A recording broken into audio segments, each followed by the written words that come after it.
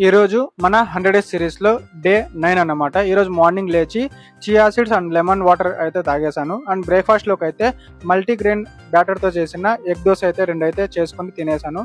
And తర్వాత కొద్దిసేపటి తర్వాత అయితే మస్క్ మిలాన్ అయితే తినేసా. ఎండ అయితే అస్సలు తట్టుకోలేకపోతున్నా, ఎండకి ఇదే ఎక్కువ తింటా ఉన్నాను నేనైతే.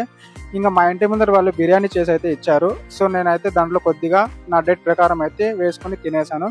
ఈరోజు ఫ్రైడే కాబట్టి సో ఇంకా మనము ఫ్రైడే నమాజ్ కోసం అయితే మస్జిద్కి వెళ్ళాలి.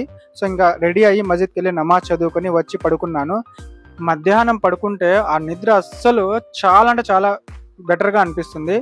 ఇంకా ప్రీ వర్కౌట్ మీల్ అయితే తినేసి లేచి ఇంకా జిమ్కి అయితే రెడీ అయ్యి స్టార్ట్ అయిపోతూ ఉన్నా. ఇంకా జిమ్కి వెళ్ళి అక్కడ నా వర్కౌట్స్ అన్ని కంప్లీట్ చేసుకుని అయితే ఇంకా చూడండి చెమట ఎట్లా పట్టిందో. సో కొన్ని సాధించాలంటే కొన్ని తట్టుకోవాలి, కొన్ని ఓర్చుకోవాలి.